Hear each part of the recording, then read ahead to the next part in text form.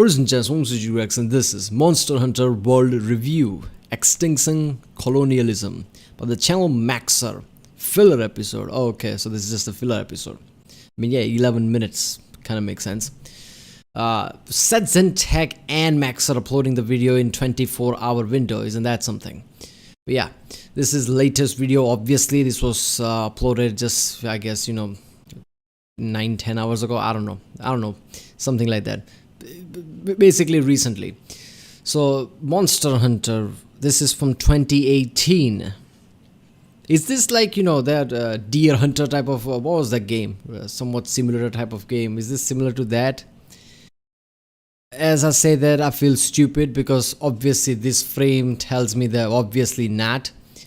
Yeah, so this is gonna be some kind of a, like a Witcher contract type of thing. I don't know. This is a review, not an incorrect summary, so I guess I'll know what this game is about. I guess Max is not gonna exaggerate that much, so let's watch it.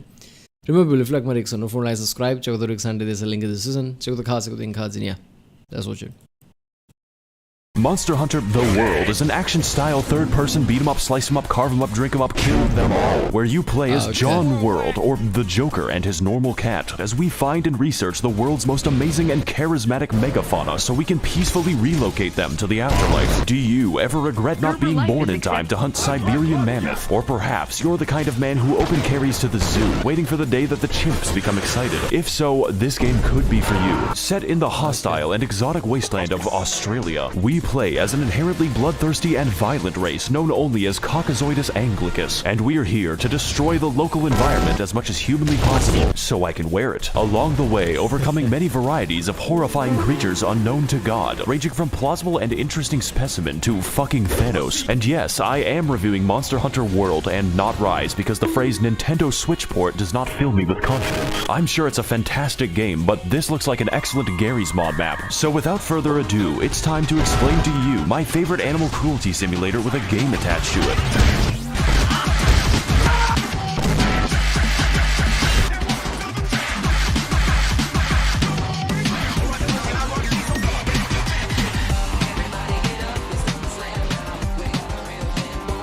It's been so long since I've last seen my son, lost to this monster. Forced in Fistmost, Mobster Trucker is a game about options because there's a few of them. At least 3 monsters are present in the game, possibly 94, and every one of them has 2 armor sets. To hunt after these amazing beasts and where to find them, you need to get into the mindset of our distant ancestors. You see, humans are what we call persistence hunters, which means we kill by running down our prey until they beg us for death. For reference, our closest competitors in a marathon are sled dogs and a horse. Imagine for a moment that you're this big fucking turkey and it's almost time for Thanksgiving. After a long and arduous battle, you run away as far as you can, but every time you turn around, he's still there. And even worse, it's wearing your skin. This is the mentality you must adopt. Oh my god, that is so true though about the real world, right?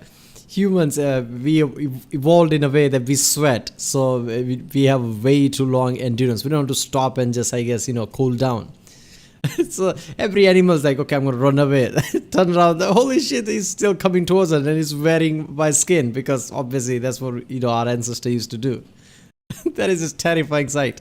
If you're to survive the wilds of Queensland, the mammoth deserves to be extinct because he was weak. We arrived to this new world of possibility known as the Denny's parking lot as part of the 5th Fleet of the Research Commission, exploring and murdering this vast continent to track down the whereabouts of an ancient elder dragon. Now, as someone from a country who killed millions of people so we could grow fucking vegetables, this is offensive. So when I heard that these bitches were doing it to find a lizard, I decided I would engage in genocide of my own volition. You will not need motivation to kill in this game. It comes about naturally, just like polio. And to bring about this timely demise, we are given a choice of 14 weapons, all of them completely different from one another, like the light bowgun and the heavy bowgun and the bow. But let me tell you, if I were stranded alone on a desert island, I would probably choose the fucking gun, because the only people in this world that I trust are my 2 best friends, Smith and Wesson. This is why I chose the gun lance, which is what you think. Only if it's Smith & Wesson 500. That is fun. think it is. Now, of course I could have chosen the literal machine gun, but playing with these weapons changes the game into a first-person shooter where the objective is to keep the gun away from your mouth. Instead, I was drawn to the insect glaive because 1, it lets me literally fly and the floor is paying taxes. 2, I get to lace a giant bee with C4 high explosives and throw it at people. And yes, there is an upgrade tree dedicated to bees. 3, I get to mount monsters, and that lets me spam custom dialogue at everyone in the game. Side note, you can fully customize your automatic callouts to preemptively diagnose the cause of your teammate's death, which is very funny. But your choice isn't just between weapon types, but also weapon elements. I won't get into it now since there are a few of them, but my favorites would have to include the Look, I think the developers knew that people are gonna troll with this feature. They deliberately put that like, okay, let's add the features that they can customly add dialogues. They knew. dragon element, the sleep element, or even blast element. Every monster is weak to blast element. So with all these varied choices, chances are high that at least one weapon speaks to your specific mental illness. Just don't play the hunting horn unless you want Rock Band for engineering students. Only long sword and bow.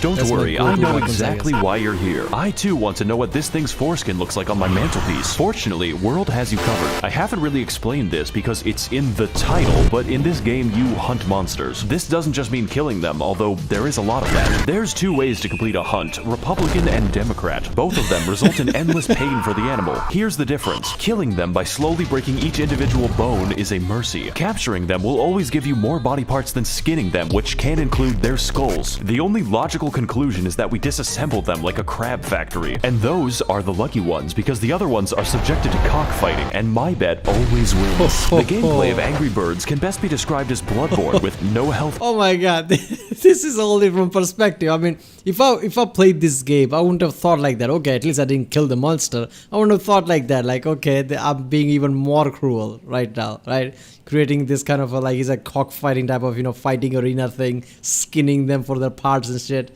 But yeah, now when it talks about, killing is the most merciful option at this point. Bars. For most monsters, that's okay because counting broken bones is enough, but some of these bastards spend more time close to death than Joe Biden. In fact, while hunting, your prey will attempt to escape you several times and fail. Really, the entire gameplay loop is just finding new things to turn inside out and then fashioning yourself the perfect drip out of their intestines. Of course, there's a lot of ways to build your swag with a myriad of skills like the fast food build, the eating less build, the eating for free build, and lest we forget, the mushroom consumption build to complete my Yeah, so basically Skyrim players would have no issue with this idea of this, right? Because that's what we do in that game. Oh, let's hunt dragons because I want some, dragon armor, scale armor, whatever. Let's just hunt some dragons. I want to wear that shit. Ultimate McDonald's form. No self-respecting hunter would ever think of going outside without slightly reducing the effects of minor wind pressure. Or you can do damage. Like a fucking moron. Take your armor for a spin and throw a body in the bin. Repeat until you win. That's the entire game. This being said, there are complications. It's better to think of them not like video game enemies, but very stupid cats. And like cats, these bitches are territorial, sometimes even going so far as to beat each other to death while I'm fighting them. But I think my favorite example of this would have to be so Mr. cool. Nikon. This bastard is designed to wander into random battles, catch you in 4K HD, and then leave for literally no fucking reason. And if that doesn't suit your fancy, there's always Bazinga Goose, whose sole objective is tracking you down across the map to carpet bomb you for the crime of playing the game. Now, I don't normally play Monster Hunter since I'm more of a Connect 4 SpongeBob man, but the sheer variation on display here is really something. Every single animal has their own unique role, and mine is putting them into a museum. As a rule, for every single kind of beast, if violence does not work, use additional violence.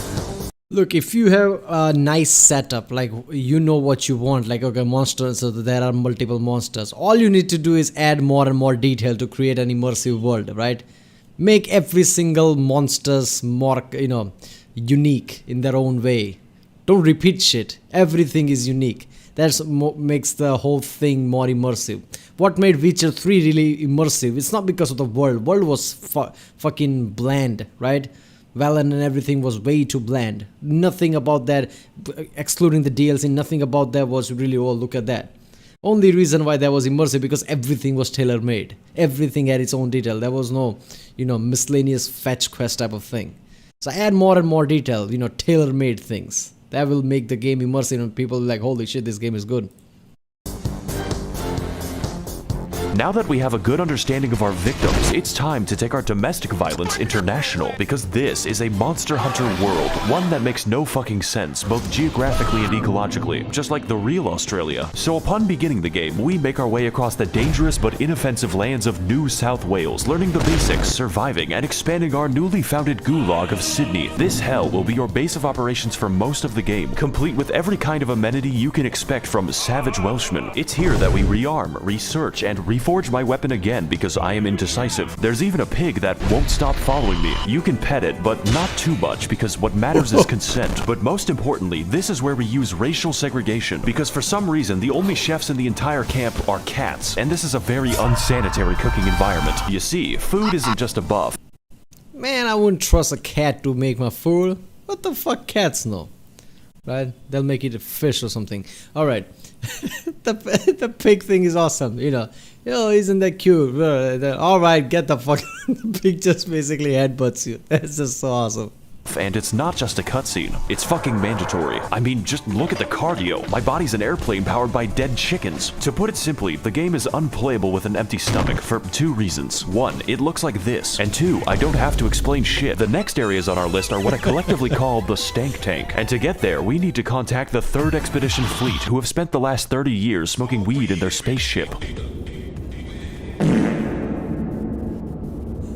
This is pretty much why we're here. This new environment is firstly comprised of the coral highlands, which are filled with a beautiful and alien ecology, able to support a wide range of pit bulls and more literal balloon animals. From this point onward, biology is more of a suggestion, but looking just underneath the surface, we find the true source of this bizarre life.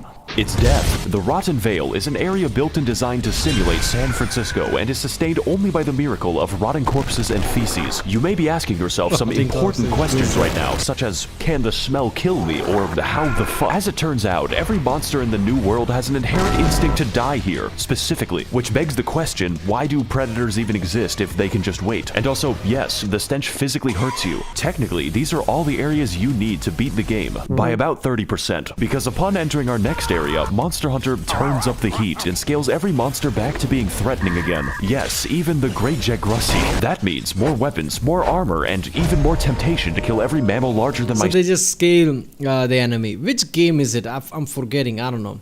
But wait a minute. Is it Borderlands? I don't know if it's Borderlands. I don't know. Some game that basically when this after a certain time when they scale all the enemies to your level, their physical appearance changes a bit, right? And it's not like just, oh, look at that, it's more level. No, it's in the game you can feel that these enemies are not the same as before. Even though they look same, there is some difference, right? So if they do something like that, like change, when you scale something, change a bit of physical appearance, right? Even just something here and there. Maybe change some color, give them some spike, extra spike or something, just to show like these are not the same, these are more badass. Myself. Again, it's safe to say that this game has a time requirement. So after 30 hunts or so, we finally arrive to the temperate lands of Western Australia. You know, the state that lost a civil conflict with flightless birds. Fortunately for us, biology is no longer a suggestion. It's a restraining order. We've got fish that swim through molten magma, lizards that eat rocks, and of course my personal favorite animal, Thanos. His main attack is the crush force of his rock-solid chin. Although I do think they could have worked on the whole controlling the monster mechanic a little better. It really breaks down when you encounter the fire. But among the many features of this game, we haven't even gotten close to the train wreck that is the story. After all, there is a reason we ventured into the land of unusual thermodynamics. It's just a really bad reason. Okay. First of all, we can tell that this game is a literary masterwork by the fact that characters do not have names. Who can forget such personalities as the Handler, the Commander, and a fucking Ganondorf? The story is comprised of two major arcs. Where in the world is the 50-foot tall lizard? And gee, I wonder what Ganon is up to. Both of which are made excessively worse when the game automatically sets the Handler to be in a catsuit. And at this point, I'm afraid of turning it off. Okay, one last thing, everyone. If I see anyone else on this fucking ship say the words Nekopara cosplay, I will invert your penis with with my foot. For the first arc of our multiple stage manga that ends in a sex scene, we chase after the amazing boss fight Zora Magdaros as we apparently forget the location of a giant kaiju several times. This being said, you don't want to find him because his boss battle is an environmental puzzle primarily comprised of loading cannonballs for 30 minutes and then waiting for the boss to move very slowly. That way we can penetrate him with our oddly phallic spear that extends when needed. And for the second arc of our new Genshin anime on Spike TV. Alright, is this the case with all the Japanese monster hunting games? Because I'm pretty sure there are Final Fantasy bosses that takes ridiculous amount of time just to defeat them, right? Like it tests people's patience. This kind of feels similar to that. And also I've noticed that, you know, with the Metal Gear Solid, where even in the Metal Gear Solid 5 there was some elements like maybe, you know, this game is not trying to be that serious. I'm finding that as a trend too, like lots of Japanese games are like that. Some, you know, joke here and there, something that just, you know, it's not trying to take too much seriously, right? There's always some story that kind of feels like that. We team up with Ganon to discover new and amazing elder dragons all across the continent. And of course, I mean discover like the Vikings meant trade. This is where some of the toughest and most annoying bosses in the entire game happen, featuring such great fights as Nergigante, whose name I cannot say with a hard R, the COVID Beast, and my personal favorite, Margaret Thatcher's Nightmare. Of course, there is more to this game because there's always more, but that is basically how you beat the first half. So, there's an expansion for this game that is more expensive than the game itself, which doubles the content and the playtime. I'm gonna be fucking real, guys. I'm not covering that shit. This video is supposed to be short because I made it while on vacation, and vacation for me means working 8 hours a day. This game is lengthy. This is vacation. He edited all this shit out on vacation. I think he's on crack. I just know it now, right? Maxer is on crack every time he just sits in front of computer. Like, all right, let's do this. Just slams the keyboard. He replaces keyboard at least 3 times a day. And you should definitely play it if you have the time, but in my current mental state, I do not. So with the release of Elden Ring, I think it's time to move on to a better project. This is basically a Maxwell filler episode, and if you like World, then just get the Iceborne expansion because it's more of the same, but twice as tall and most of the monsters are on crack. And just to prove it, half of the footage in this review is Iceborne. This is a game that I believe you have to experience because there's just so much, and yet so little time. Thanks for watching, guys. I got spurs. Oh man, don't play that one, man. Ah, New Vegas. Don't play that. Seriously, every time that song comes, like, okay, let's not. Every time the song comes, I'm like, oh, please, God, let there be New Vegas 2. Even though there are rumors now, after Microsoft acquisition, like, okay, maybe there will be New Vegas 2. I don't think so, right? Because I don't think New Vegas 2 is ever happening. I'm a bit cynical that way, but yeah. So, Monster Hunter, obviously this is a Japanese game, not a similar type of game. So it's just like, you know, how in Final Fantasy you hunt monsters. It's kind of similar to that, but it's just all based on hunting monsters. And yeah, this was a filler episode. Like, is he going to do Elden Ring next time? Elden Ring is just like, you know, Dead Soul creator game, right? People have been telling me to, you know, react to Elden Ring gameplay or something like that. I won't come around to it, but I'm pretty sure Elden Ring just got released. I don't know, maybe I should check the game out. If it's anything like Dead Soul, it would be like really good, right? Bloodborne, Dead Souls, if it's like that, it would be really great. I mean, Max's Bloodborne review is fucking incredible. So if he does Elden Ring just like that would be great too. But yeah, right, well, that was Monster Hunter World Review, Extinction, Colonialism by the channel Maxer. If you like my reaction, don't forget to like, subscribe, check out the reaction, there's a link in the description, check out the cards, and yeah, I'll see you next time.